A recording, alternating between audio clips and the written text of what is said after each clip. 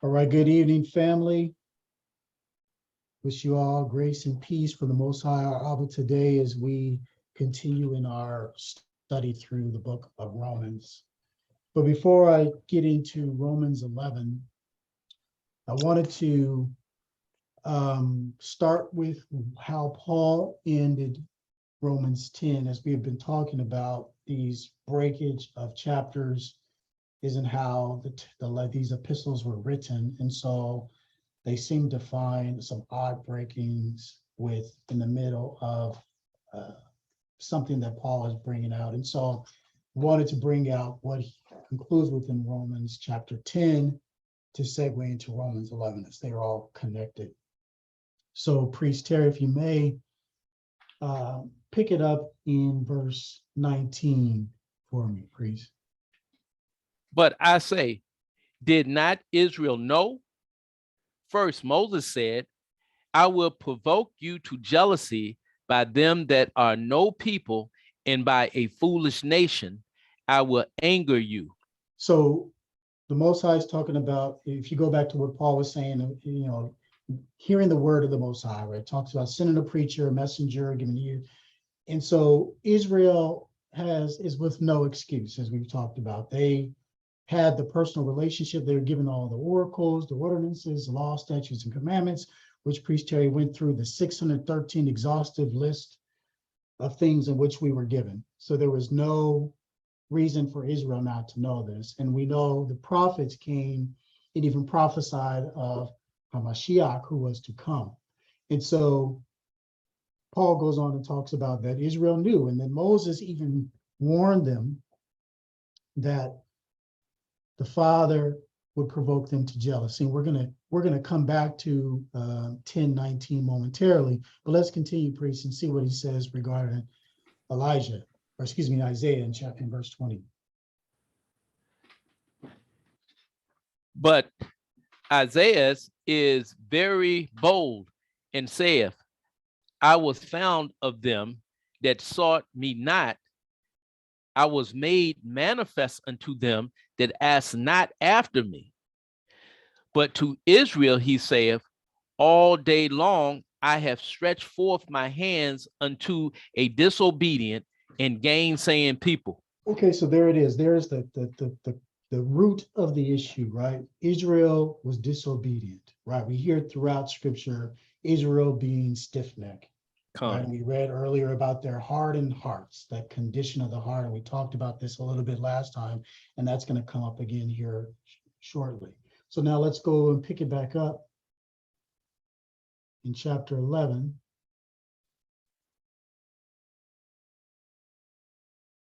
Starting in verse 1. I say then, have the Most High cast away his people? The Most High forbid. For I also am an Israelite and the seed of Abraham of the tribe of Benjamin. Okay, so Paul makes it clear that the Father has not cast away his people. And he is saying, for example, I am of that Hebrew Israelite stock. I am of the tribe of Benjamin, letting the people know that the Most High not only has not forgotten his people, but is using his people as Hamashiach sent them out to spread the good news of the kingdom. Continue verse 2, please. The Most High have not cast away his people, which he foreknew. Woe, ye not what the scripture saith of Elias, how he maketh intercession with the Most High against Israel, saying, the Most High, they have killed my prophets and digged down thine altars, and I am left alone, and they seek my life. But what saith the answer of the Most High unto him? I have reserved to myself 7,000 men who have not bowed the knee to the image of Baal. Okay, so Paul talks about this story of Elijah, So let's go over and get this story in First Kings, but it's important that we see what he's saying here. And remember, he says, has the Father not cast away his people? Right? He has always reserved a remnant. That's what we're seeing here. This is what the Father established, and it says, he says specifically, I have reserved to myself. So that's a key phrase that we want to hearken onto. But let's go to First Kings chapter 19, and we're going to read verses 9 through 18 to get this story in which Paul was quoting.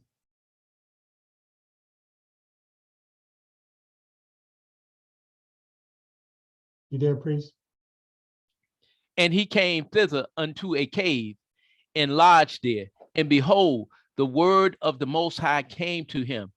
And he said unto him, what doest thou here, Elijah? And he said, I have been very jealous for the Most High, our power of hosts.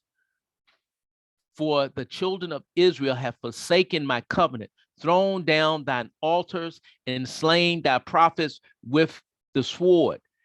I, even I only am left, and they seek my life to take it away. Okay, we talked about this, right? They persecuted the prophets. Continue. And he said, go forth and stand upon the mount before the Most High. And behold, the Most High passed by, and a great and strong wind rent the mountains and break in pieces the rocks before the Most High. But the Most High was not in the wind, and after the wind, an earthquake, but the Most High was not in the earthquake.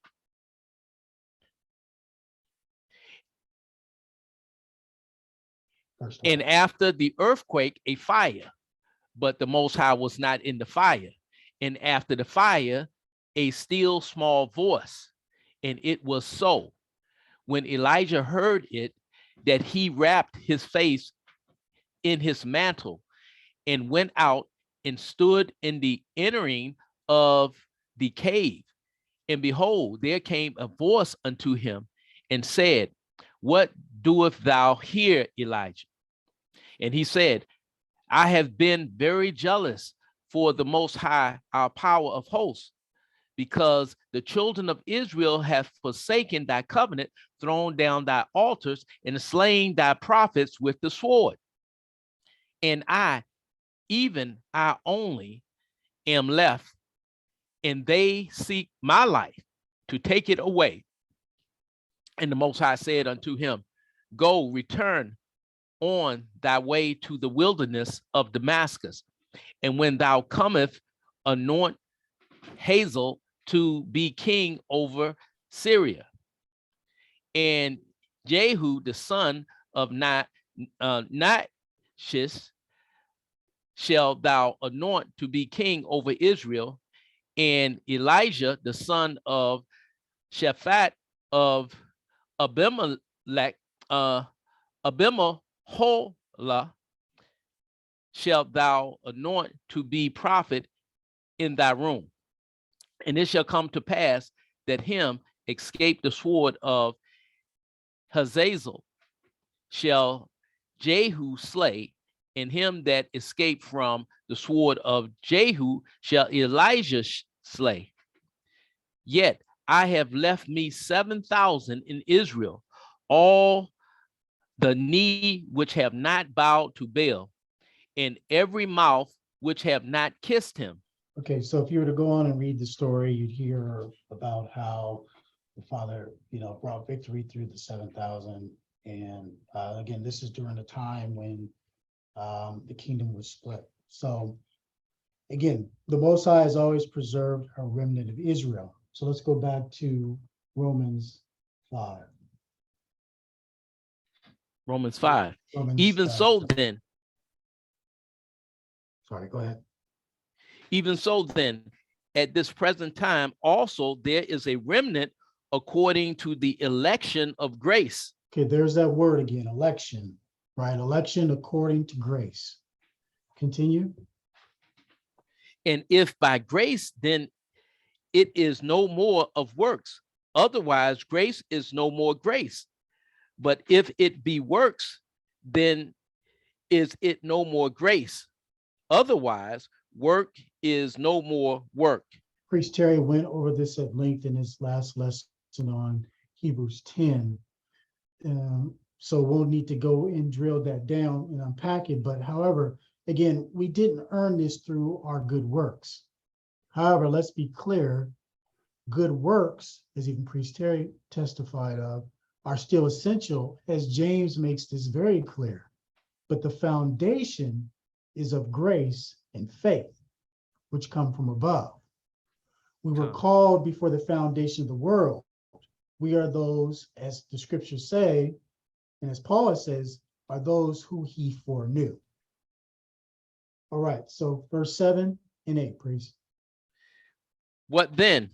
Israel have not obtained that which he seeketh for, but the election have obtained it, and the rest were blinded. This is what Priest Terry covered in chapter 10. Remember the zeal of the law, but it was without knowledge of righteousness, right?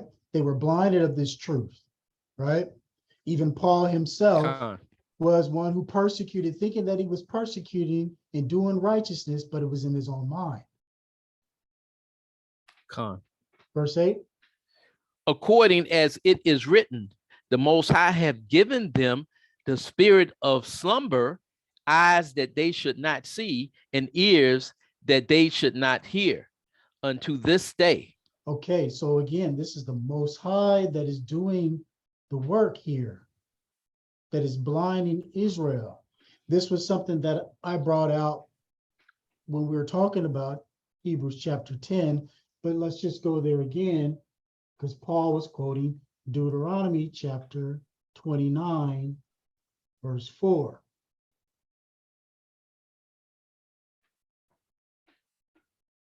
Going to Deuteronomy or Hebrews? Yeah, I have it on the screen. Actually, let's read 1 through 4, just so we can get the context of what it's saying here. These are the words of the covenant which the Most High commanded Moses to make with the children of Israel in the land of Moab, besides the covenant which he made with them in Horeb.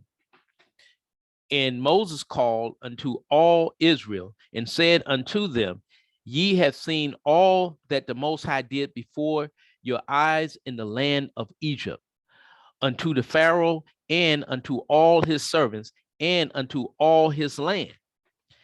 The great temptations which thine eyes have seen, the signs and those great miracles, yet the Most High have not given you a heart to perceive and eyes to see and ears to hear unto this day.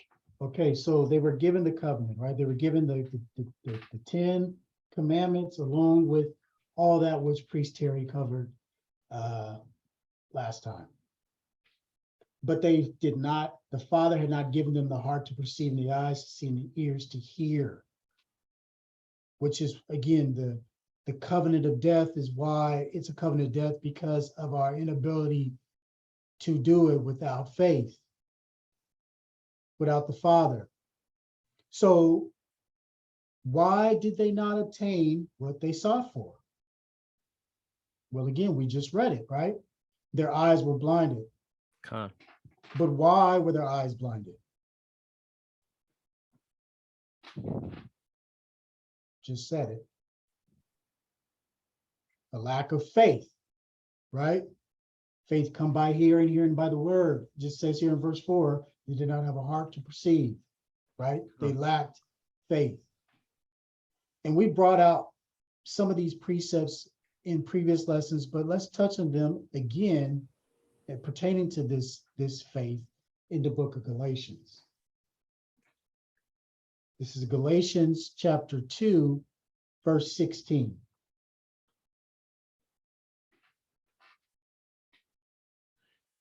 Knowing that a man is not justified by the works of the law, but by the faith of Yahushua HaMashiach, even we have believed in Yahushua HaMashiach, that we might be justified by the faith of HaMashiach, and not by the works of the law. For by the works of the law shall no flesh be justified. Again, as Priest Terry brought out, they were under the schoolmaster. And by being under the schoolmaster, there was no operation of faith until that faith, which is Hamashiach himself, was manifested. And as Priest Terry brought up last time, when the Most High revealed that this was his son whom he is well pleased, hear ye him, at this time was when the law, Moses, and the prophets, Elijah, vanished. That something greater, that shadow, we're going to touch on this here shortly, that was revealing us of something that was to come, was now present. Let's jump over to jump over to chapter 3, and let's get verses 2 through 5, please.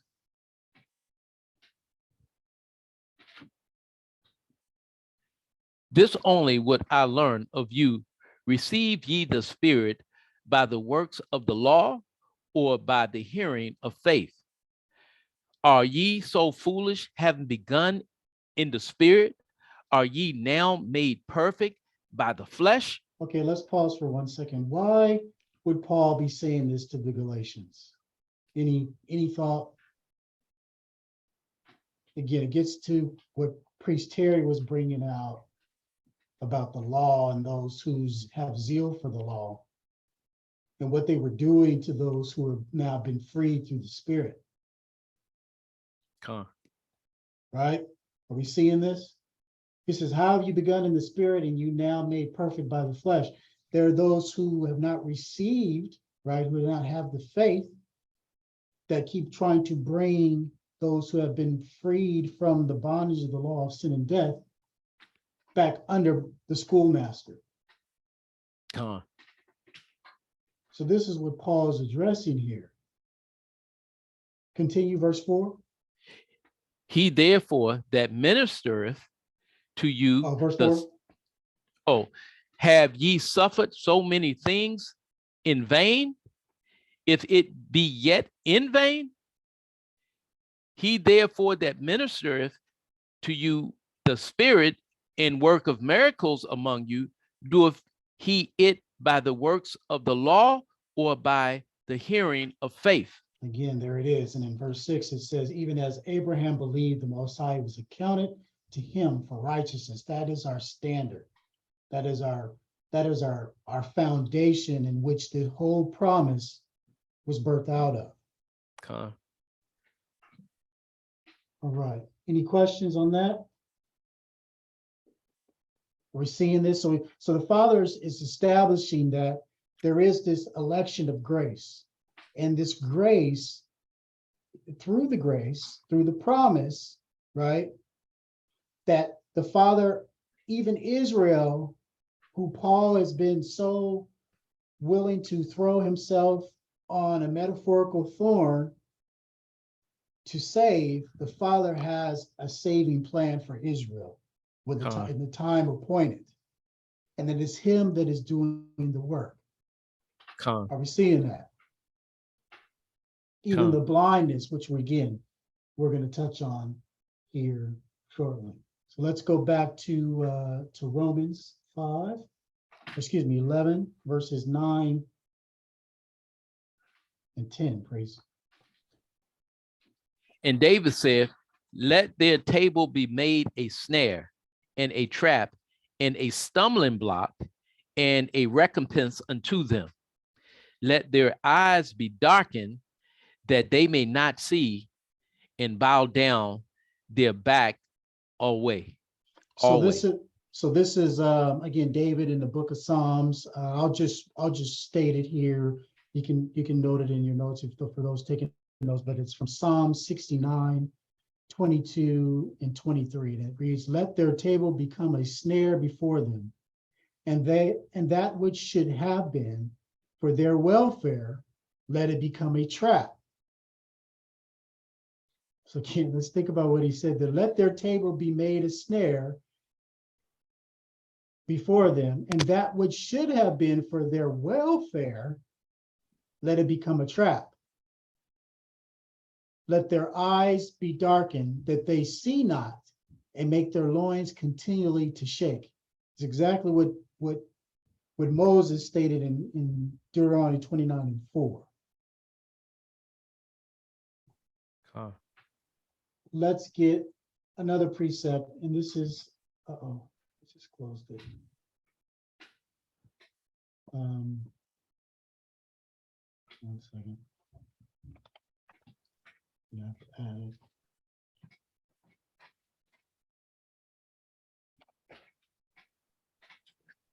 We're gonna get 1 Corinthians. And this is chapter 1,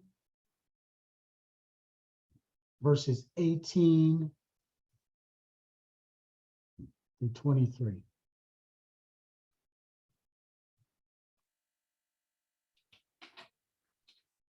Con. For the preaching of the cross is to them that perish foolishness, but unto us which are saved, it is the power of the Most High.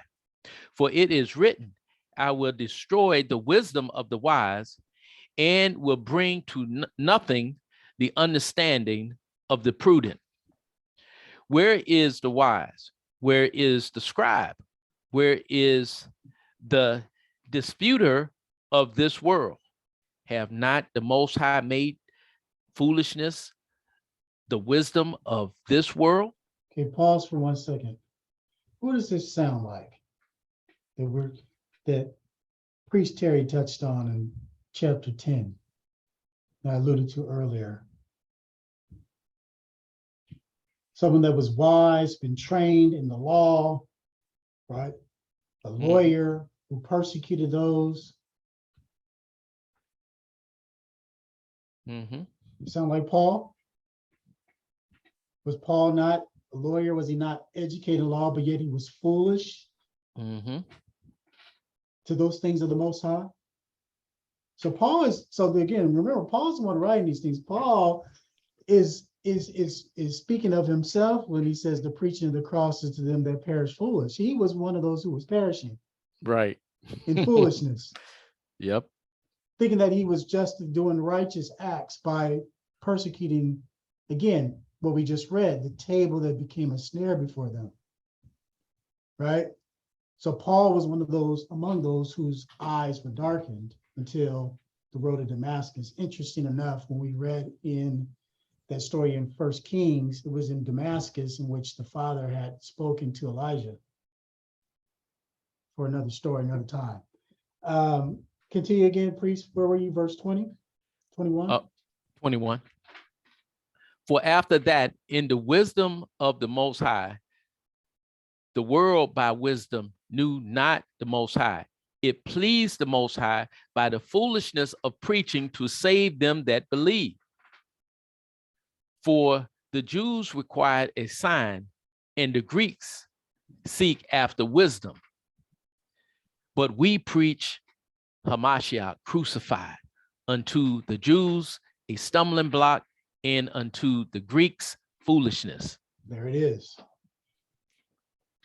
To the Jew, a stumbling block. To the Greek, it is foolishness.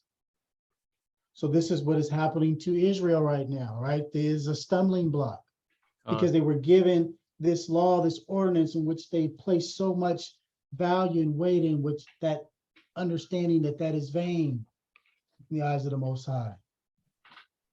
Because if they were to purely examine themselves, that they would see that there was no ability to keep it. And for those who are, as Priest Terry brought up, those who say, I'm keeping the law to the best of my ability, that is all automatic failure. That is the wrong attitude we should have. Because there is no best of my ability. There is either you keep it or you don't. By nature of the law. All right. Let's go back to Romans. Read verse 11, please. Verse 11, I say then, have they stumbled that they should fall? The Most High forbid. but rather through their fall, salvation is come unto the Gentiles for to provoke them to jealousy. Okay, so this is what we began with in Romans chapter 10, verse 19. So let's go and get this where it was prophesied by Moses in a song. And we find this in Deuteronomy chapter 32, verses 15 through 21. I encourage you to read the whole song, this entire chapter, but we're just going to zero in a piece that deals with this provoking to jealousy. Con. But Jeshurun waxed fat and kicked, thou art waxed fat, thou art grown thick, thou art covered with fatness. Then he forsook the Most High, which made him, and lightly esteemed the rock of his salvation. So Jeshurun, just for those who don't know, is another reference to Israel. Continue, priest. They provoked him to jealousy with strange gods. With abominations provoked they him to anger. They sacrificed unto devils, not to the Most High, to gods whom they knew not, to new gods that came newly up, whom your fathers feared not. Of the rock that begat thee, thou art unmindful, and hast forgotten the Most High that formed thee. And when the Most High saw it, he abhorred them because of the provoking of his sons and of his daughters. And he said, I will hide my face from them. I will see what their end shall be, for they are a very froward generation, children in whom is no faith.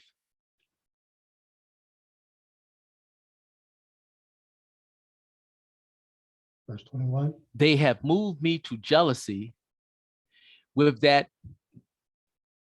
They have moved me to jealousy with that which is not the Most High. They have provoked me to anger with their vanities, and I will move them to jealousy with those which are not a people. I will provoke them to anger with a foolish nation. Okay, so there it is, right? This is what Paul was referencing. The Father, through Moshe, had said that, because then just to give you some point of context, this was before Moses was to die, right? Moses was not to enter the promised land. So he was given this word from the Most High, and he basically prophesied over what would happen to them. He said, once I leave, you guys are going to go back into all your forms of wickedness and abominations, your spiritual fornications. All these things will be fitting to you. And this is what's going to happen ultimately. And as we know, this is exactly what happened. And this is what Paul is referencing in Romans 11. Let's go back to Romans and pick it up in verse 12. Now, if the fall of them be the riches of the world, and the diminishing of them the riches of the Gentiles, how much more their fullness? Okay, so we talked a little bit about this last time. I brought this out when we were referencing this fall and this provoking of jealousy in the entrance of the Gentiles. We know that, and you see this throughout the scripture, we know that when Israel, and I'm going to allegorically say the presence of God falls, that the world, i.e. the presence of Satan, rises, and vice versa. We also see here that Israel's fall brought salvation to the Gentiles, those of the other nations that are called by Yah himself. As we have discussed many times, this inclusion of the stranger is not new gospel. Again, we brought out countless scriptures to demonstrate that the stranger was always joined to Israel, right? There was this spiritual grafting into Israel, but make no mistake, they were grafted into Israel, not the other way around. Right. All right. Verse 13. For I speak to you Gentiles, inasmuch as I am an apostle of the Gentiles, I magnify my office. So Paul is essentially acknowledging that he is the one that was sent as a messenger to the uncircumcised. So he's speaking to them and it's important that we catch what he's about to say here, because it's both a warning as well as encouraging all at the same time, right? So let's continue. If by any means I may provoke to immolation them which are my flesh, and might save some of them. Okay, so real quick, let's get this in the New American Standard Bible for those who kind of struggle with this Old English. It says, if somehow I may move my own people to jealousy and save some of them. This is very similar to what Paul said in chapter 10, where he said, if I can make myself a curse to Christ that I might save my brethren. He's showing how much he loves his people. Like if I myself can provoke them to jealousy just to save them, I would do so. But then he goes on to say in verse 15, what? For if the casting away of them be the reconciling of the world, what shall the receiving of them be? But life from the dead. Okay, so if the casting away procure the reconciliation of those outside of Israel, how much more should the return of them be, but from life from the dead? And this is what we're going to deal with here shortly. But let's get some prophetic words from our Abba about the casting away of his people Israel. Let's go to Isaiah chapter 41. Let's read verses 8 and 9.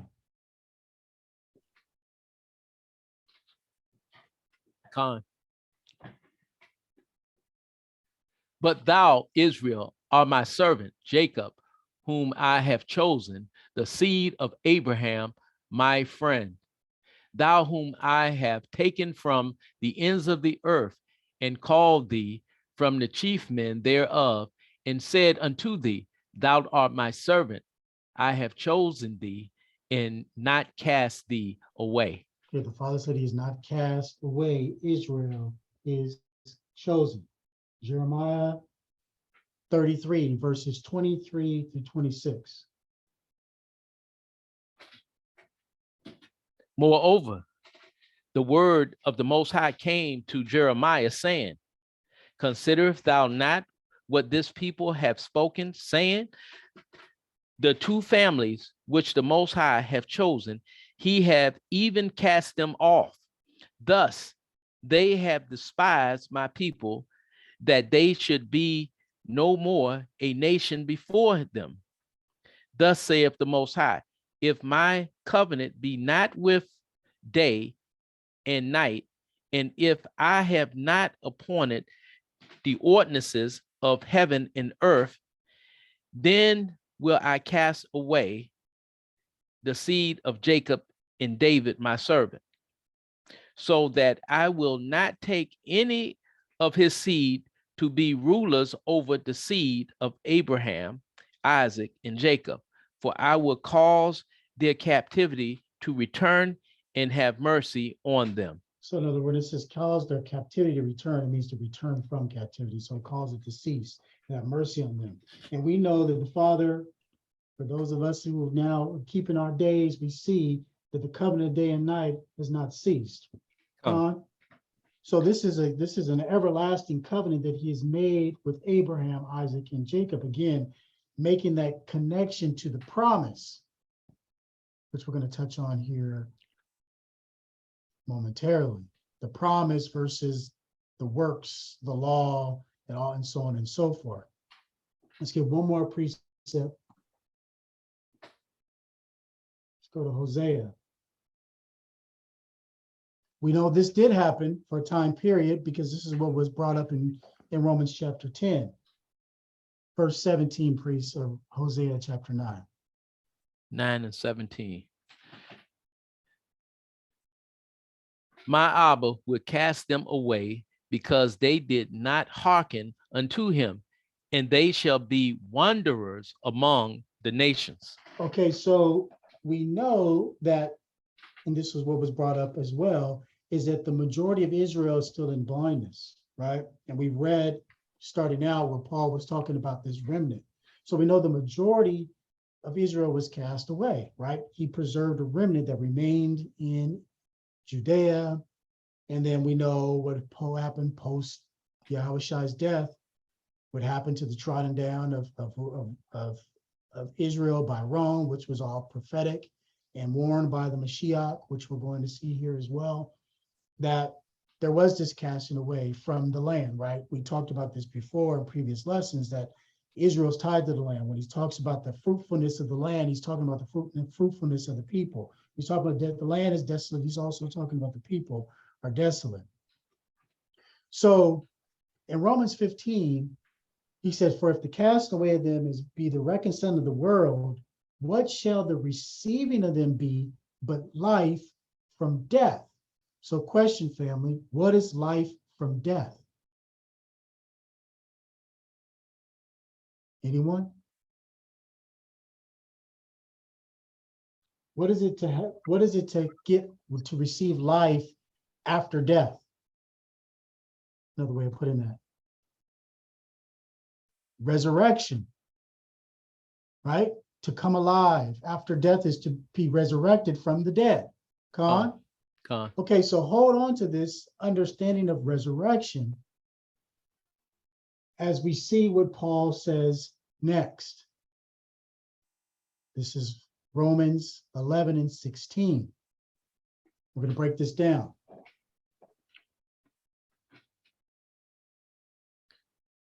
Khan. For if the first fruit be holy, the lump is also holy, and if the root be holy, so are the branches. All right, so we're going to break down this verse. First question is, who or what is the first fruit? Think about the question I asked. Any guesses? You want to say Yahushua? Yahushai, absolutely, brother. And we're going to get proof of that in 1 Corinthians chapter 15, verses 20 through 23. 20 to 23. Now is Hamashiach risen from the dead and become the first fruit of them that slept. The first fruit of them that slept. The first fruit of what? Of the resurrection. Continue. For since by man came death, by man came also the resurrection of the dead. For as in Adam all die, even so in Hamashiach shall all be made alive. But every man in his own order, Christ the first fruits, afterwards they that are Christ at his coming. All right, so we're going to spend a little bit of time on this first fruits thing. And pardon me, but it's important that we establish and know that Yahushai and maybe Most High willing will do. We've done one of these in the past, but do a lesson on the feast and their tie to Hamashiach. But it's important that we know that Hamashiach is the representation of the fulfillment of the wave sheaf, which was the first fruit of the harvest offering that was raised up to the Most High after his resurrection. So to understand this, we have to go to Leviticus to get a better understanding of the wave sheaf and first fruits, which, by the way, is one of the 7 moeds or appointed times of Yah, which is actually often overlooked by Israel today. You'll see in a moment why this is extremely important to our faith. So let's grab Leviticus. And this is Leviticus 23, verses 9 through 12. Now, Leviticus chapter 23 talks about all the feasts. We know we're coming out of the Day of Atonement. For many of you, the sun has set and you are now done with your fast. So this is where he breaks out all of the feasts. And so this occurs before Pentecost, right? This is actually the start of Pentecost, the count for Pentecost. So let's go and grab this again, Leviticus 23, verses 9 through 12. And the Most High spake unto Moses, saying, Speak unto the children of Israel, and say unto them, when ye become into the land which I give unto you, and shall reap the harvest thereof, then ye shall bring a sheaf of the first fruits of your harvest unto the priest, and he shall wave the sheaf before the Most High to be accepted for you. On the morrow after the Sabbath, the priest shall wave it. Okay, let's pay close attention. Bring a sheaf of the first harvest and shall wave it on the morrow after the Sabbath. Hold on to that. Continue. Verse And 12. ye shall offer that day, when ye wave the sheaf, a he lamb without blemish of the first year, for a burnt offering unto the Most High. All right, so and you shall, after that day, right, when you do this wave sheaf, moving forward each year, you shall wave it with the lamb without blemish. Okay, let's think about that and hold on to that again. And again, it's important that we, with this understanding, that we also connect this to what Paul said in Colossians and also was said in Hebrews concerning the law. And this is what many of our brothers and sisters don't, they hear it, they believe, but they don't live it by how they continue to run to the law, as Priest Terry has been bringing out in his lessons. But let's get Colossians chapter 2, verse 16 and 17. Con. Let no man therefore judge you in meat or in drink, or in respect of a holy day, or of the new moon, or of the Sabbath days, which are a shadow of things to come, but the body is of Hamashiach. Okay, so this verse 16 can be taken many different ways, right? It could be, do not let anyone judge you for how you observe it, and do not let those who judge you for your observation or lack thereof, right? However, it's important that we look at it from the context of what Paul is saying, right? He says, which are a shadow of things to come, but the body is of Hamashiach. What is a shadow? A shadow is a reflection of something physical. It is a dark area or shape produced by a body coming between rays of light and a surface. So let's ponder that for a moment.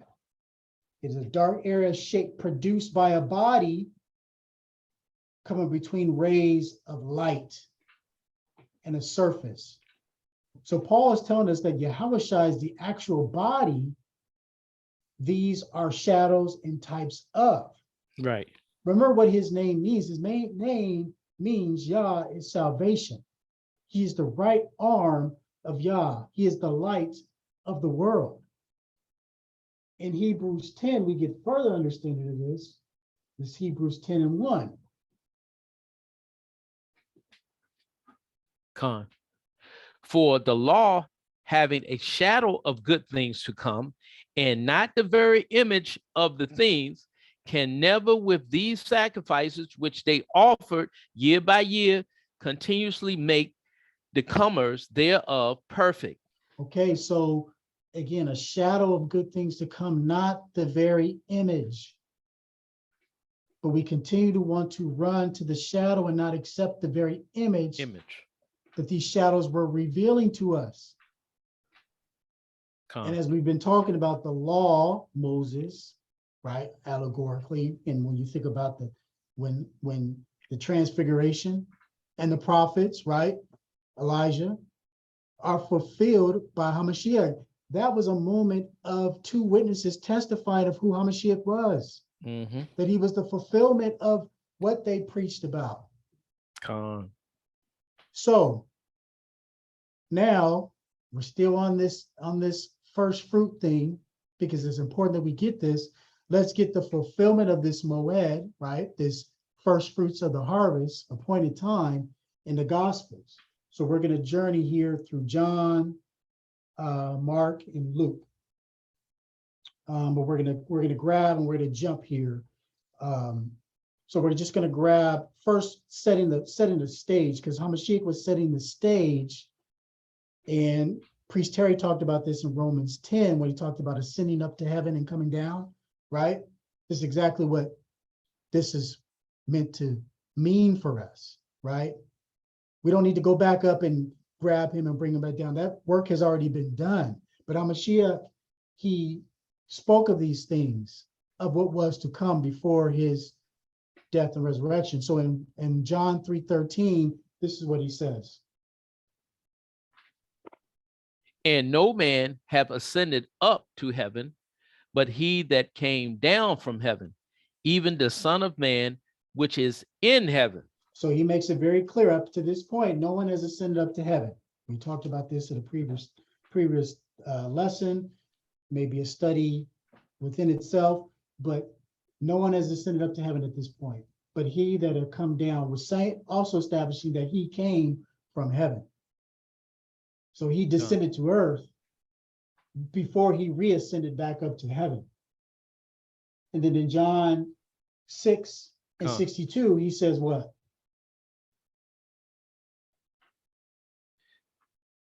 What and if ye shall see the Son of Man ascend up where he was before?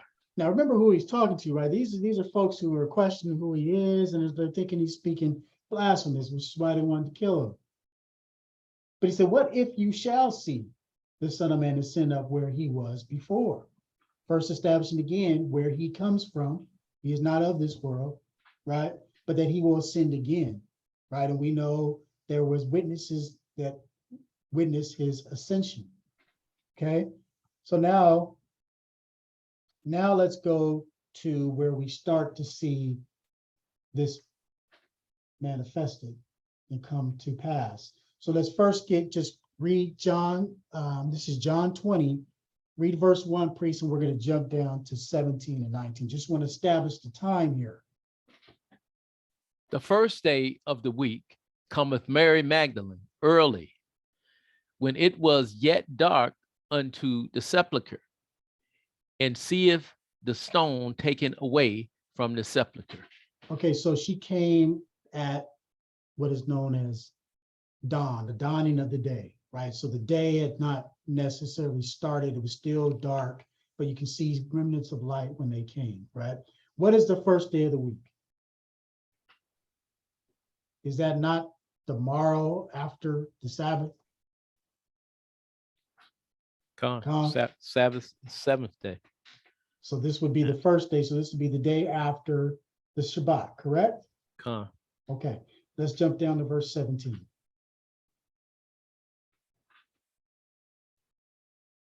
Actually, read verse 16, and then go to 17. Okay. Yahushua saith unto her, Mary. She turned herself and said unto him, Rabbi, which is to say, Master. Yahushua saith unto her, touch me not, for I am not yet ascended to my Father, but go to my brethren and say unto them, I ascend unto my Father and your Father, and to my power and your power. Okay, so really quick here, anyone understand why Hamashiach bid her not to touch him? Goes back to what we've been talking about in Leviticus.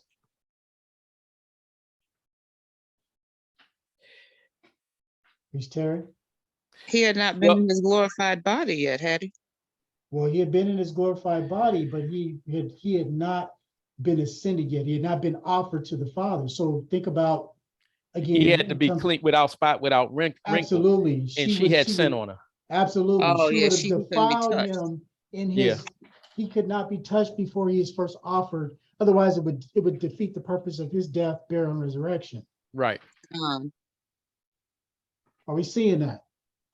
Con, Okay, so continue, priest, verse 18 and 19. Mary Magdalene came and told the disciples that she had seen the Hamashiach and that he had spoken these things unto her. Then the same day in evening, being the first day of the week, when the doors were shut, where the disciples were assembled for fear of the Jews, came Yahushua and stood in the midst and saith unto them, peace be unto you. Okay, so that same day at evening, being the first day of the week, again, tomorrow after 7. So side note for all you, the day begins at evening believers. If this was a new day, there would be no reference of the same day at evening. This is the same day in which Mary saw him in the morning. Con? The same day at evening. con, All right, and we're going to see that again here. And let's go over to Mark. Now we're going to read Mark 16, verse 1 and 2, and then we're going to jump down.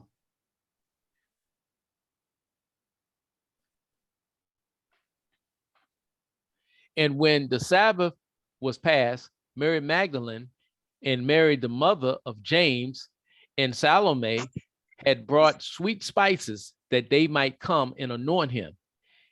And very early in the morning, the first day of the week, they came unto the sepulchre at the rising of the sun. Okay, so now we see it was actually at the rising of the sun.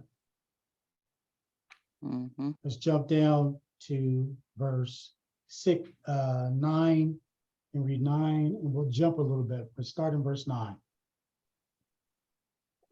Come.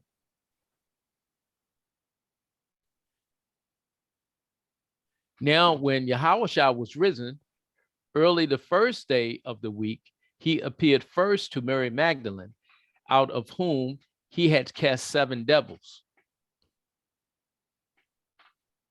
Keep going. And when she went and told them that had been with him, as they mourned and wept, and when they had heard that he was alive and had been seen of her, believed not.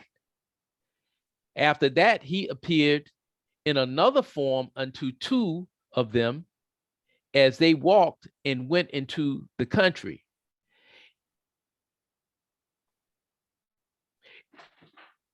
And they went and told. Oh yeah, jump down to 14. Pardon? You can jump down to 14. Yeah. 14. Afterwards, he appeared unto the 11 as they sat at meat, and upbraided them with their unbelief and hardness of heart, because they believed not them which had seen him after he was risen. And he said unto them, go ye into all the world and preach the gospel to every creature. And he and he that believeth and is baptized shall be saved, but he that believeth not shall be damned. All right, jump down to verse 19.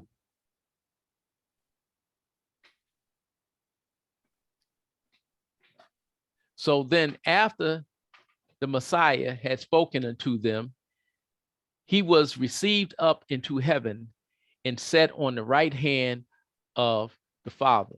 Okay, so again, now we're seeing a little bit more in the story of Mark, where after he speaks to the disciples, he then is received, he ascends.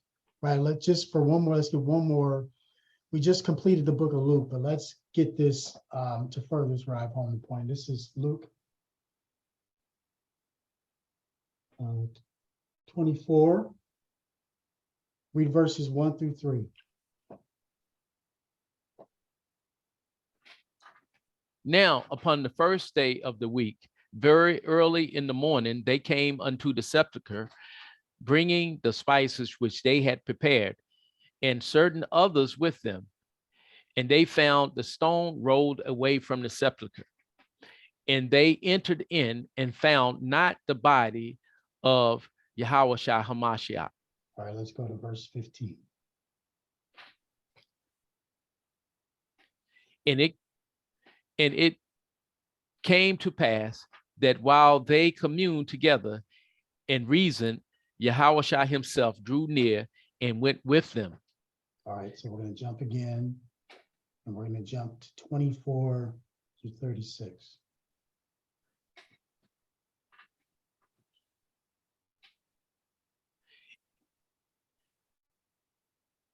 And certain of them which were with us went to the sepulchre and found it even so as the woman had said, but him they saw not. Then he said unto them, O fools, and slow of heart to believe all that the prophets have spoken. Ought not Christ to have suffered these things and to enter into his glory? And beginning at Moses and all the prophets, he expounded unto them in all the scriptures the things concerning himself. Okay, so he showed to his apostles from Moses all the way to the last prophet and expounded unto them all the scriptures that spoke of him. Right? Let's jump down and let's just jump to, again, we read this is a beautiful story. When he broke bread, they still weren't clear on everything until he broke bread and gave it to them. And then their eyes were open and they realized it was him. That's what it says in verse 30 and 31. But what I want to focus on here is verse 35 and 36, or 34 through 36. Saying, the Messiah is risen indeed and hath appeared to Simon. And they told what things were done in the way, and how he was known of them in breaking of bread. And as they thus spake, Yahushua himself stood in the midst of them and said unto them, Peace be unto you. All right, let's jump to verse 51, last verse.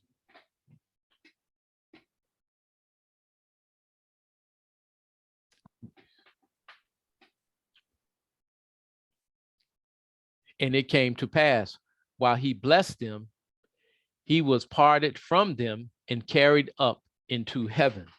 Okay, so are we seeing this first fruits played out here in the time of his death, burial, and resurrection, how he fulfills that appointed time? And we're just going to grab what happened. So after first fruits, right, you have this, the 50-day count to Pentecost. Right. Now let's check and see what Peter says in Acts chapter 2. We're just going to read verses 22 to 35. 22 to 35. Ye men of Israel, hear these words. Yahushua of Nazareth, a man approved of the Most High among you by miracles and wonders and signs, which the Most High did by him in the midst of you, as ye yourselves also know, him being delivered by the determinate counsel and foreknowledge of the Most High, ye have taken, and by the wicked hands have crucified and slain, whom the Most High have raised up, having loosed the pains of death, because it was not possible that he should be holding of it.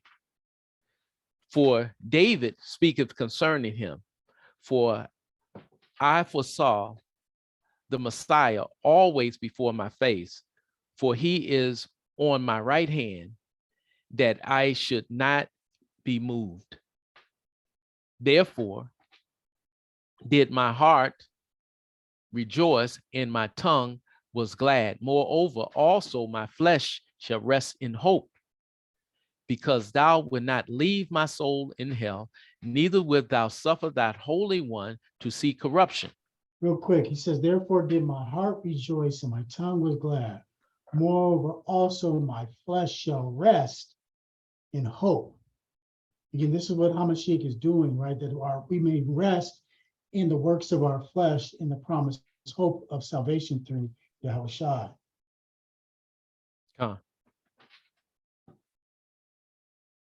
Because, okay, starting at Right. 28. 27.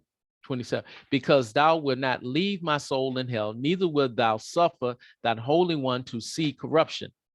Thou hast made known to me the ways of life.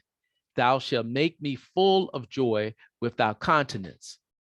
Men and brethren, let me freely speak unto you of the patriarch David, that he is both dead and buried, and his sepulchre is with us unto this day. So in other words, David, this is not speaking of David, right? David was not speaking of himself. David has not only died many, many years ago, he is dead and buried. And we see his sepulcher right over here to this day.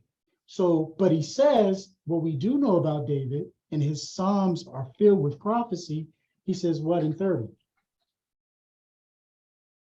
Therefore, being a prophet and knowing that the Most High had sworn with an oath to him that of the fruit of his loins, according to the flesh, he would raise up Christ to sit on his throne. He, seeing this before, spake of the resurrection of Christ, that his soul was not left in hell, neither his flesh did see corruption. This Yahushua have the Most High raised up, wherefore we all are witness. Therefore, being by the right hand of the Most High exalted, and having received of the Father the promise of the Holy Ghost, he has shed forth this, which ye now see and hear. You now see and hear. Remember what took place at Pentecost, right? The Spirit became poured out on all those believers that stood there in faith. They now see and hear. Now they see and hear. Continue. For David is not ascended into the heavens, but he saith himself, the Lord saith unto my Lord, sit thou on my right hand, until I make thy foes thy footstool.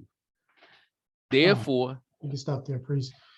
So we see that Hamashiach was established as a first fruit to bring forth the righteousness, not of the law, but of faith, because he was the fulfillment of the righteousness of the law, that we now, as was read here, that in our flesh we can find hope of our salvation. We're no longer, we have transitioned from the law of sin and death to the covenant of life. So we've established that Hamashiach is the first fruit. It said if the first fruit be holy, so is a lump, right? Because we get our holiness from Hamashiach. So I gave it away, but who is the lump?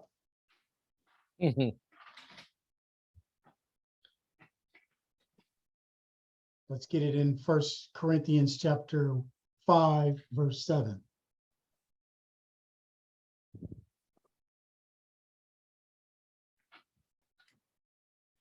purge out therefore the old leaven, that ye may be a new lump, as ye are unleavened.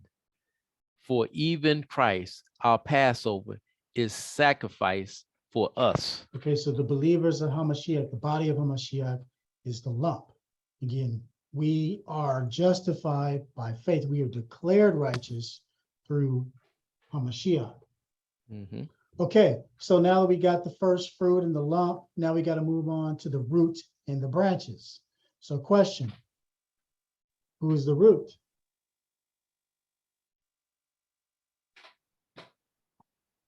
Hamashiach. Hamashiach is also the root. All praises. Let's He's get that. everything. Let's get that in Isaiah chapter 11, verse 10.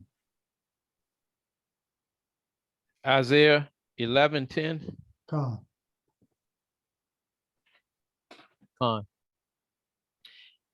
And in that day there shall be a root of Jesse, which shall stand for an ensign of the people. To it shall the Gentiles seek, and his rest shall be glorious. His rest shall be glorious. Let's now jump over to Isaiah 53, 1 and 2.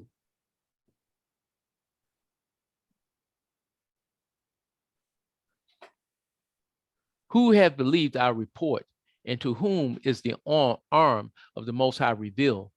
For he shall grow up before him as a tender plant, and as a root out of a dry ground. He have no form, nor comeliness. And when we shall see him, there is no beauty that we should desire him. And last one, this is Revelation chapter 22, verse 16.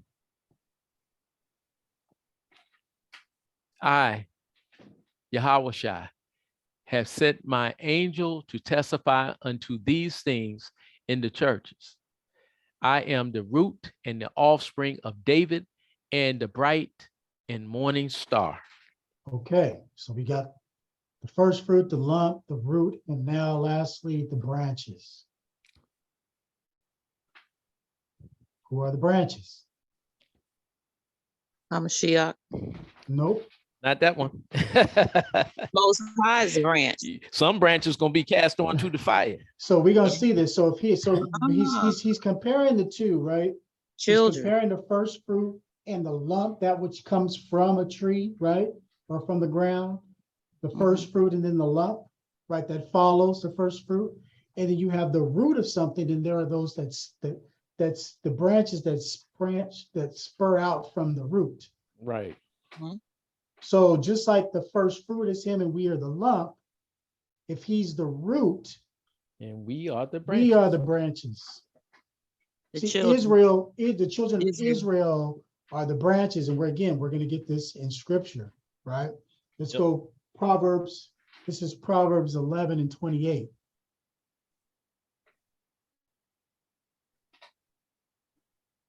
He that this- trusteth. Go ahead. Sorry, real quick. And this one is a very good one because this is one that aligns with what the Father has been saying through Paul and his ministry to the uncircumcised, as well as to the children of Israel that are in these places where he is sent, that establishing what true Israel is. We talked about Yasharal, what it means. It means the upright of Yah, right? And that is not based on the flesh, right? It's based on the spirit. Not all Israel is Israel. But Proverbs 11:28 is actually a really good one to share who are the true branches of Yah. Okay. Read verse 11:28. He that trusteth in his riches shall fall, but the righteous shall flourish as a branch. For those that are righteous, right? And again, our righteousness comes from the Most High himself. Isaiah 14 and 19.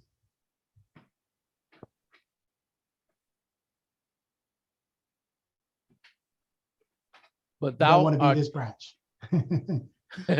but thou art cast out of thy grave like an abominable branch, and as the remnant of those that are slain, thrust through with a sword, that go down to the stones of the pit, as a carcass trodden under feet.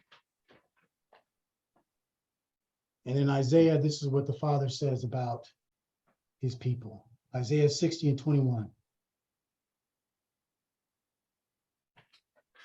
Thy people also shall be all righteous. They shall inherit the land forever. The branch of my planting, the work of my hands, that I may be glorified. Again, the Most High is the one who is the sower and the reaper, the planter, providing the root and creating the branches that harvest fruit unto him. So let's hear from the Messiah, right, of who the branches are. This is John chapter 15. Read down through verse 6, please. Come. I am the true vine, and my Father is the husbandman. Every branch in me that beareth not fruit, he taketh away, and every branch that beareth fruit, he purges it, that it may bring forth more fruit. Now ye are clean through the word which I have spoken unto you. Abide in me, and I in you, as the branch cannot bear fruit of itself, except it abide in the vine. No more can ye, except ye abide in me. I am the vine, ye are the branches. He that abideth in me, and I in him, the same bringeth forth much fruit, for without me ye can do nothing.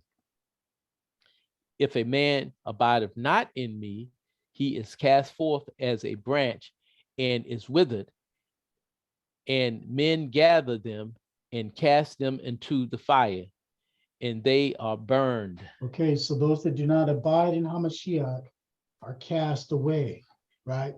And they are burned. So we've established the cast of characters in this allegoric statement of Paul. So now we can read further along with some comprehension and understanding of what Paul is saying as he's speaking to the Gentiles about being branches. Let's go back to Romans.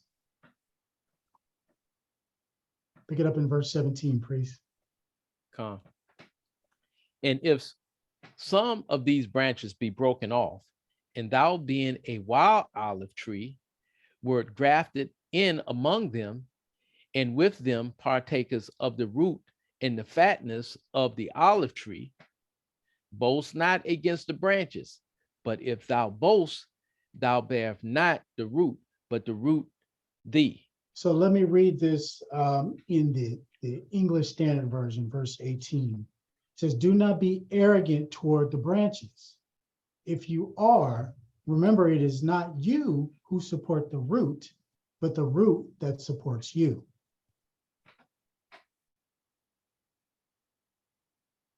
Continue. Verse 19. Thou, 19. Go on. Thou would say then, the branches were broken off that I might be grafted in. Well, because of unbelief they were broken off, and thou standest by faith. Be not high-minded, but fear. So in other words, recognize, Gentiles, don't let the same high-mindedness that came upon Jacob regarding their flesh, i.e., our circumcision, the law, DNA, be upon you and your acceptance by faith. For some reason, this has me thinking about what we're seeing in Christendom with the replacement theology of the church, how they've now replaced and established the Most High's righteousness in error, mind you, and that now they are the people of the book and the people of God. So we must understand that the Father's righteousness is still the standard, and you are now receiving of this right to inherit the blessings and the benefits that we've been talking about through their unbelief has now allowed you to stand by faith. And then he goes on to say in verse 21 and 22, what, priest? For if the Most High spared not the natural branches, take heed lest he also spare not thee. Behold, therefore, the goodness and the severity of the Most High. On them which fell severity, but towards thee goodness, if thou continue in his goodness, otherwise thou also shall be cut off. Okay, so again, reading back what we read in John, that you must abide in him, right? Which again cuts to this idea of false notion of what grace is, as we've been talking about in terms of just being and living as you live. It says that Israel was broken off due to unbelief, and we're going to break that down here shortly of what that word that was translated unbelief really is. But mind you, he says that you must abide in him in his goodness, right? And you see here, it says, if thou continue in, and you see that his is italic. So italic means that it was a word that is inserted. And I submit to you all that his should not be there. And you're going to see why. If you read it, it said, if thou continue in goodness, otherwise thou also shall be cut off. And the reason I say that is if we go to what the word says about how do we continue in Yah's goodness, right? It is his goodness, but in his goodness in terms of his standard of goodness, but you must continue in goodness and good. And so what does it mean to be good or to do good, right? Because again, there's this false sense that, again, that what Paul is saying is that we're not called to good works, right? That's absolutely not what he's saying. In fact, that's what he's saying right here in verse 21 and 22 to them, that no, there's a severity for those who fall, right? Don't just think and boast because you have faith. You must understand what faith is, right? So let's go to Psalms 125 and 4.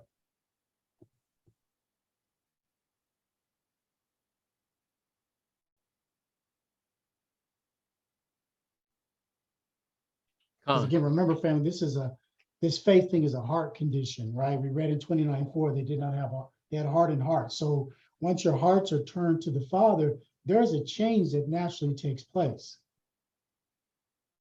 Come. Do good, O Abba, unto those that be good, and to them that are upright in their hearts. To those who are upright, again, Yashar, upright, right? Proverbs 14 and 22. Do they not err that devise evil? But mercy and truth shall be to them that devise good. Okay, Yahweh Shai is the embodiment of Yah's mercy and truth, right? So Hamashiach will abide, again, shall be with them, shall abide with us, those who devise good, right? Those who have goodness in their hearts, those who have been converted, who have a heart of flesh and not a heart of stone. A few more of these. Ecclesiastes, this is chapter 2, verse 26.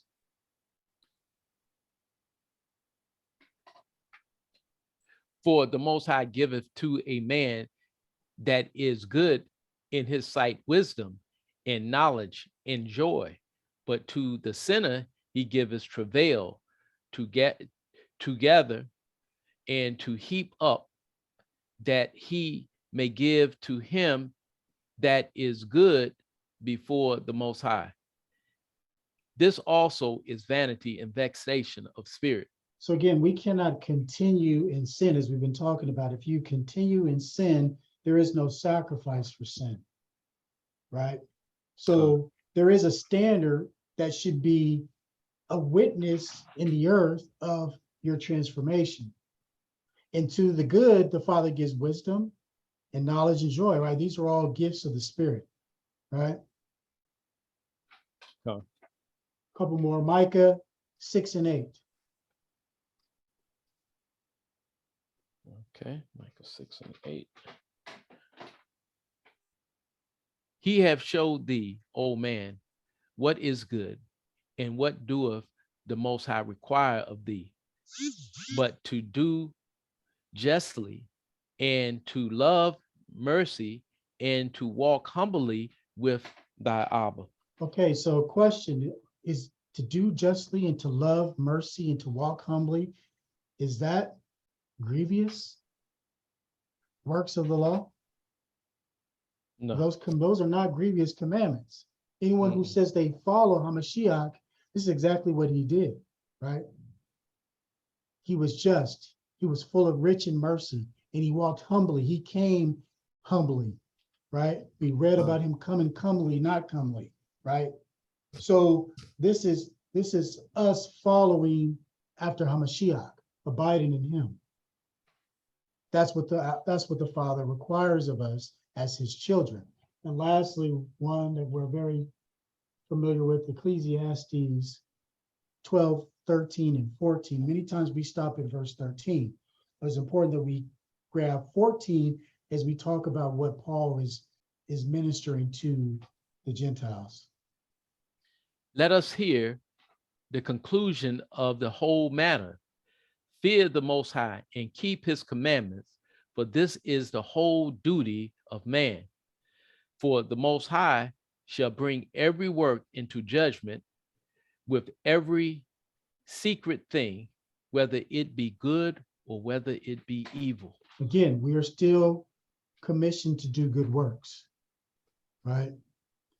And so this is what Paul is saying. Do not bash in your acceptance of faith, because you, just as they fell away, were apostate, you too can become apostate and be broken off. Con. But we're trending towards the end of this, getting closer, family. So let's go back to Romans 11 and 23. And they also, if they abide not still in unbelief, shall be grafted in, for the Most High is able to graft them in again. For if thou wert cut out of the olive tree, which is wild by nature, and were grafted contrary to nature into a good olive tree, how much more shall these, which be the natural branches, be grafted into their own olive tree? Is it not but a light thing for the Most High to open the eyes and ears of his people? Let's go to Isaiah again.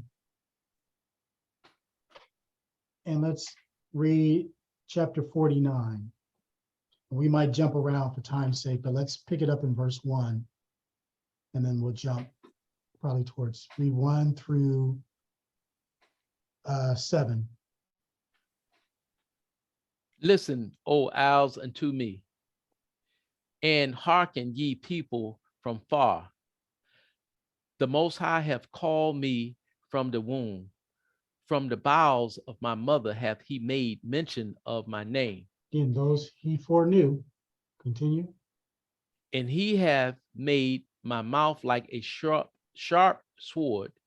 In the shadows of his hand hath he hid me, and made me a polished shaft. In his quiver hath he hid me, and said unto me, Thou art my servant, O Israel, in whom I will be glorified. Then I said, I have labored in vain. I have spent my strength for naught, and in vain. Yet surely my judgment is with the Most High, and my work with my Abba. And now saith the Most High, that formed me from the womb to be his servant, to bring Jacob again to him. Through Israel, though Israel be not gathered, yet shall I be glorified in his eyes, in the eyes of the Most High, and my power shall be my strength. And he saith, It is a light thing that thou shouldest be my servant, to raise up the tribes of Jacob, and to restore and preserve Israel. I will also give thee for a light unto the Gentiles, that thou mayest be my salvation unto the ends of the earth. Okay, real quick. It says, and he said, It is a light thing that thou shouldest be my servant, to raise up the tribes of Jacob, and to restore the preserved, remember the remnant, right, of Israel. And I would give thee into the light to be a light to the Gentiles. Exactly what Paul is now operating in. Amen.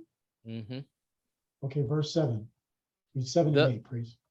Thus saith the Most High, the Redeemer of Israel, and his Holy One, to him whom man despiseth, to him whom the nations abhorreth, to a servant of ruler, kings shall see and arise, princes also shall worship, because of the Most High that is faithful, and the Holy One of Israel, and he shall choose thee. Thus saith the Most High, in an acceptable time have I heard thee, and in a day of salvation have I helped thee, and I will preserve thee and give thee for a covenant of the people to establish the earth, to cause to inherit the desolate heritage. Okay, let's jump down to just read 13 through 15.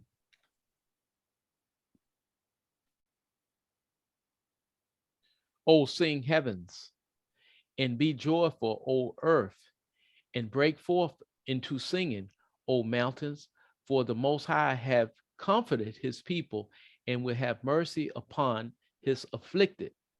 But Zion said, the Most High have forsaken me, and my Abba have forgotten me. Can a woman forget her suckling child, that she should not have compassion on the son of her womb? Yea, they may forget, yet will I not forget thee.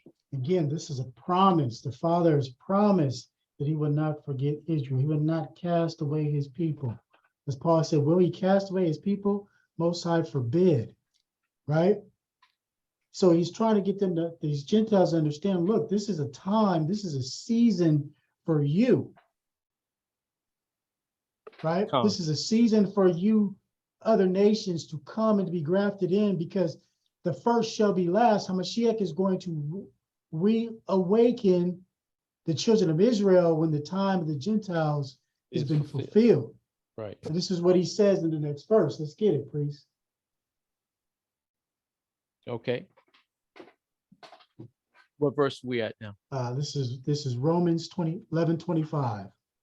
11:25.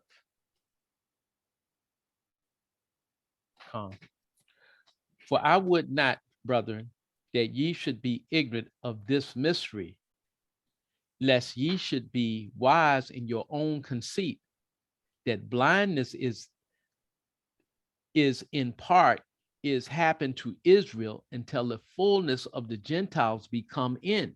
Okay, so again, this blindness is upon Israel, because remember, as you read in the prophecies of, there is a second Exodus that is to occur. I think we can all agree that second Exodus has not happened yet.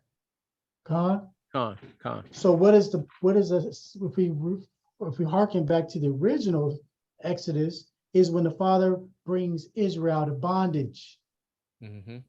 So if we've been talking about how much of Israel is still darkened and blinded, right, through the lack of faith, is that not what the Father is going to do?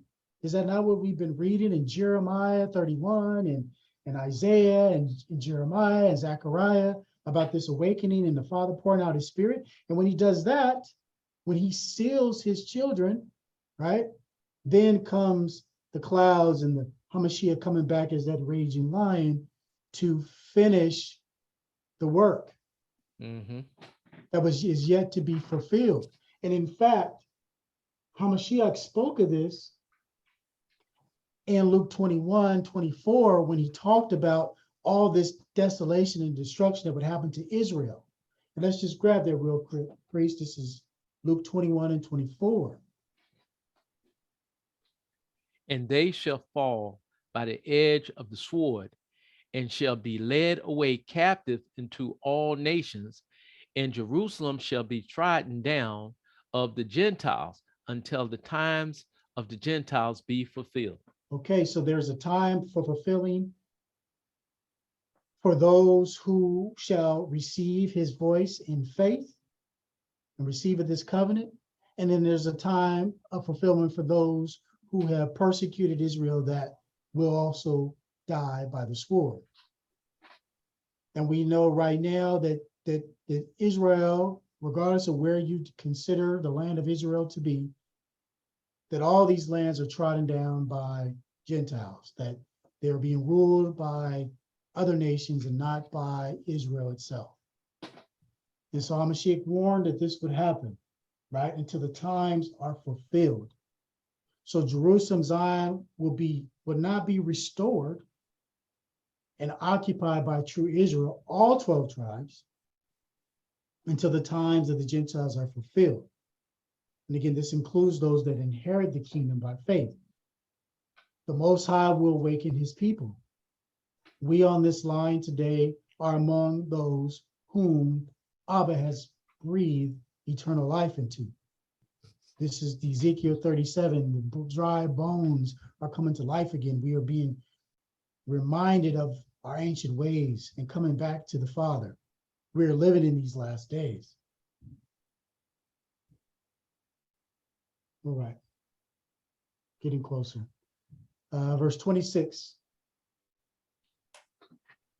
And so all Israel shall be saved, as it is written, there shall come out of Zion the deliverer, and shall turn away ungodliness from Jacob. For this is my covenant unto them, when I shall take away their sins. Okay, we read again, won't go there, but we read this in Jeremiah 31, 31 to 34, among others. But let's just grab a couple nuggets from the prophets. Psalms 14 and 7.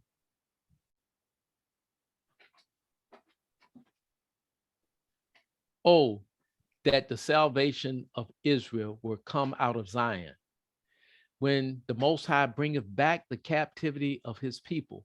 Jacob shall rejoice, and Israel shall be glad. Joel 2. Let's read 15 first, as it actually ties to what we all been engaged in, and then we're just going to jump down to 32.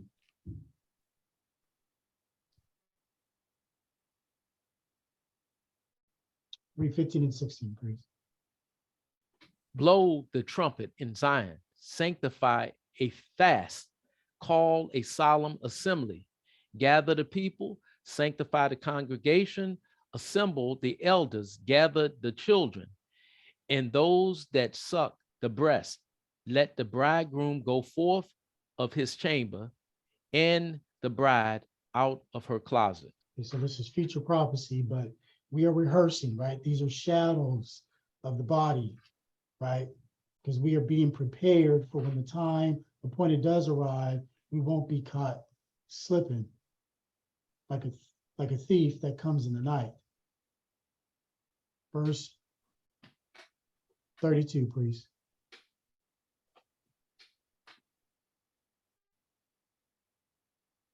And it shall come to pass that whosoever shall call on the name of the Most High shall be delivered.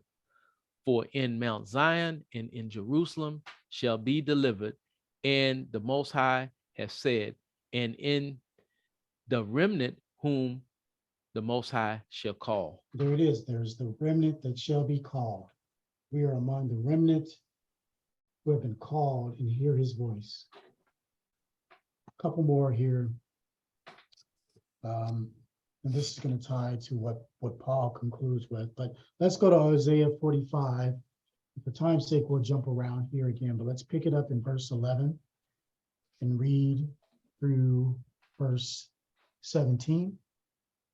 Thus saith the Most High, the Holy One of Israel, and his Maker, ask me of things to come concerning my sons, and concerning the work of my hands command ye me. I have made the earth and created man upon it. I, even my hands, have stretched out of the heavens, and all their hosts have I commanded.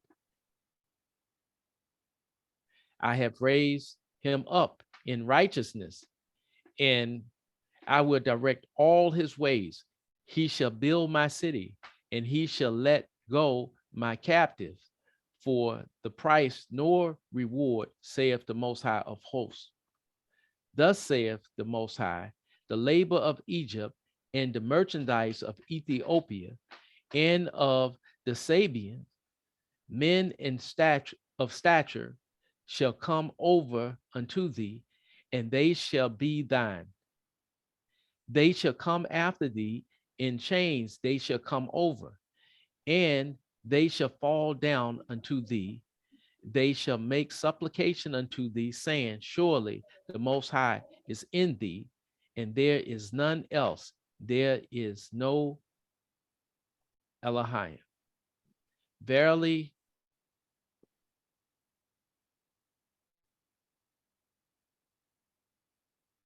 Verse okay, 15 through 17, sorry. okay. Verily, thou art a Elohim that hideth thyself, O Abba of Israel, the Savior. They shall be ashamed and also confounded, all of them.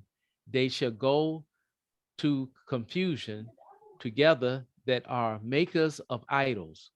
But Israel shall be saved in the Most High with an everlasting salvation. Ye shall not be ashamed nor confounded, world without end. Okay, so it says that Israel shall be saved with an everlasting salvation. It's important that we understand that this is an everlasting salvation. This is, again, something that the Father promised. And we're going to get that here as we close. Jump down to verse 21. Read 21 to 25, 21. please. Yep. Tell ye, and bring them near.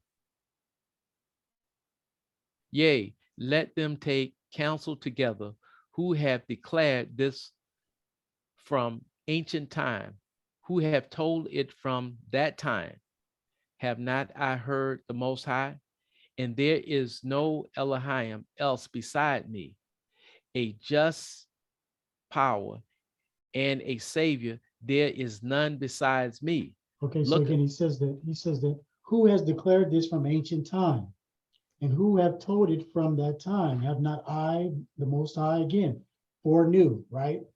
Foreordained, election. This is all tied to his work of grace and election. Verse 22. look unto me, and be ye saved, all the ends of the earth, for I am the Most High, and there is none else. I have sworn by myself, the word is gone out of my mouth in righteousness, and shall not return, that unto me every knee shall bow, and every tongue shall swear. Surely shall one say, in the Most High have I righteousness and strength, even to him shall men come, and all that are incensed against him shall be ashamed. In the Most High shall all the seed of Israel be justified and shall glory. Okay, so we're seeing this is all the Father.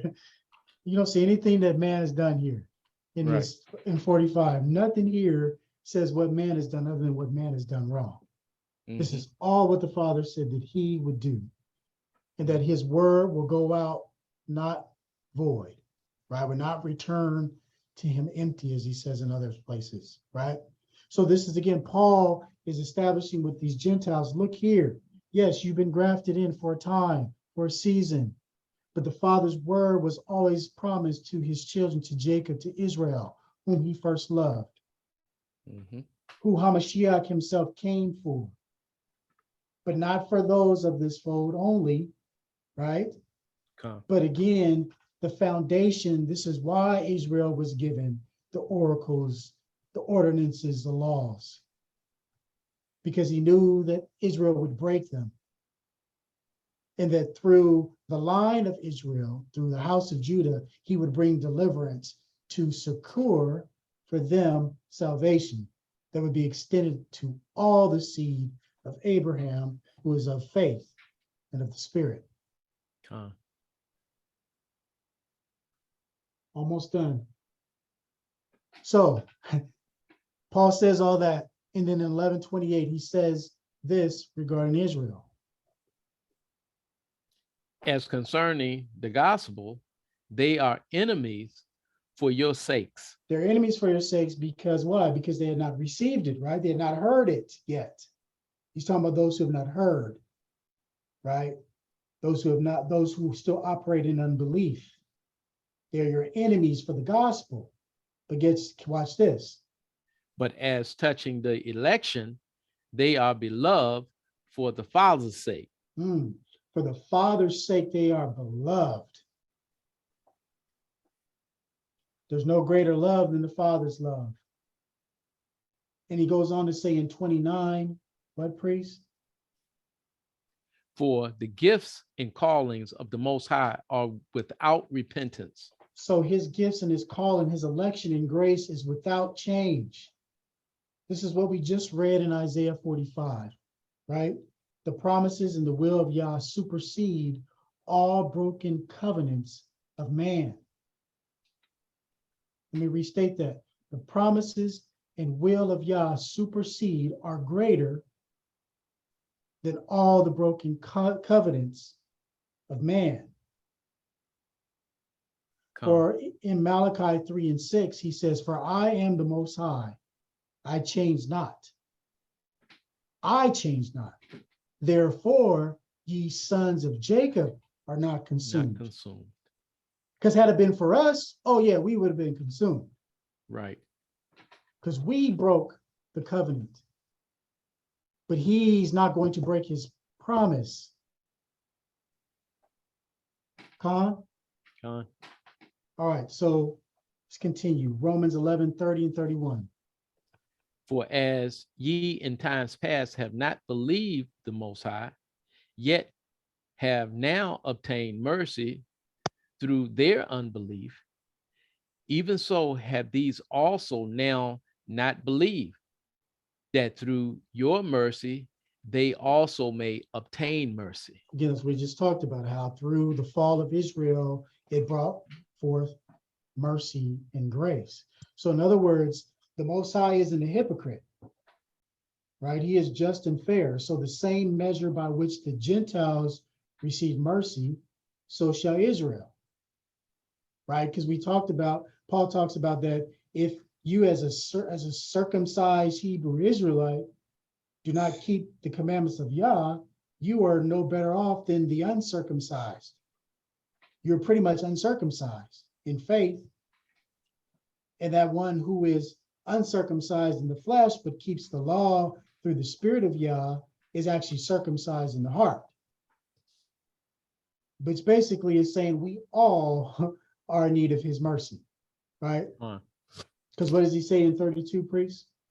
For the Most High have concluded them all in unbelief, that he might have mercy upon all. Okay, so now I've talked about this earlier. This is a good time to define this word unbelief. This word that has been translated as unbelief is the Greek word apatheia, which actually means obstinacy, or to be obstinate or stubborn, right? Opposition to the divine will, right? In other words, to be disobedient, right? To be unruly, to be what? Lawless, right? So the root word is apathes, meaning non-compliant. Get this, willful disobedience. So we can see this isn't simply not believing, family. It is rebellion. It's a total disregard for the word of Yah. Because remember what we talked about in Deuteronomy 29. They saw all these things. They witnessed all these miracles, right? They even heard the voice of the Father himself. Yet it said they had unbelief. So what is that true unbelief, right? We talked about do not take the word, the name of Yah in vain, or do not take his name, his authority, his power, who he is, disregarded it. This is exactly what they did. This is what their unbelief is stemmed in, right? Which is how they can go and make false deities, because you don't believe in who he is. We use the analogy that if someone someone came up to you and say, hey brother, man, this house is gonna burn down to the studs in 5 minutes.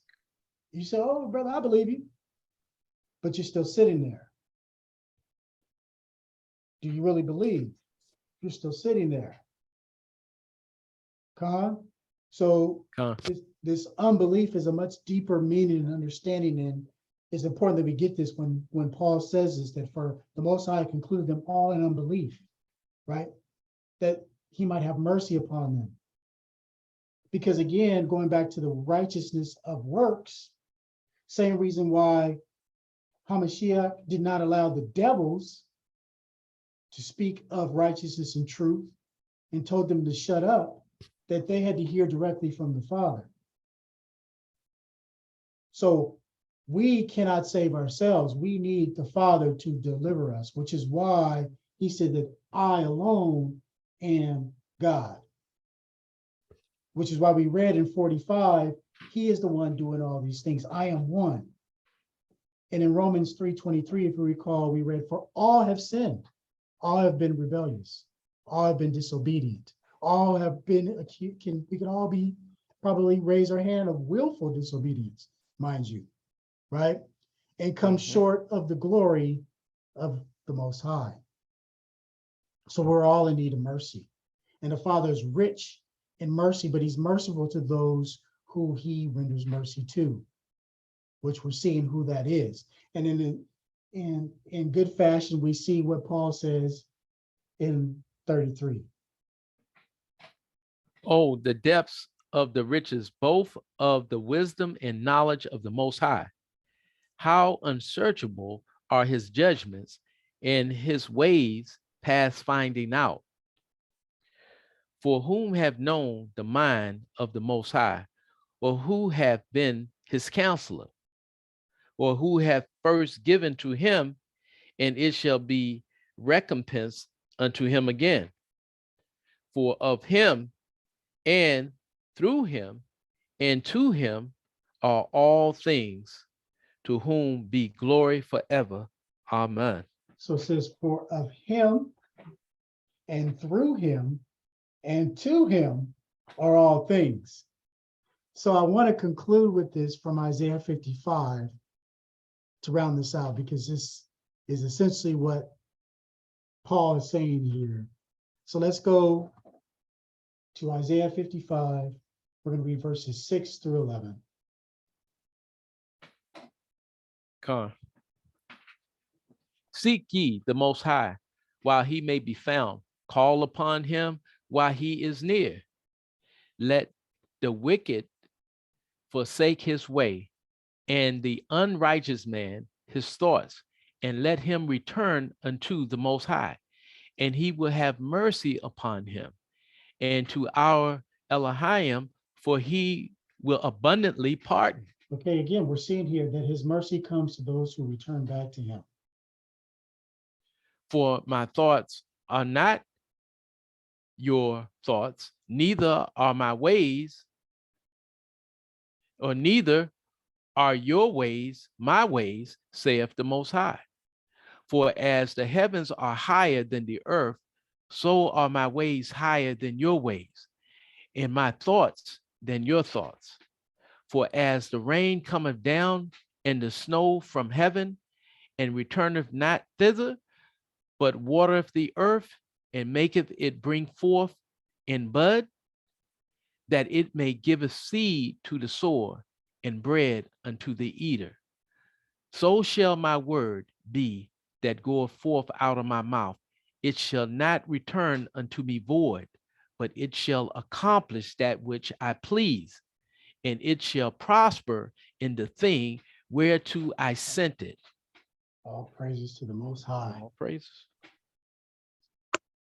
For he is faithful in his word and his promises he made to Abraham, Isaac, and Jacob. And we can rest in that hope of salvation that we've been given in these latter days. So with that, I'll open up to any questions, comments. Thank you for all for listening. Good lesson as always. Good lesson. Any Mhm. questions?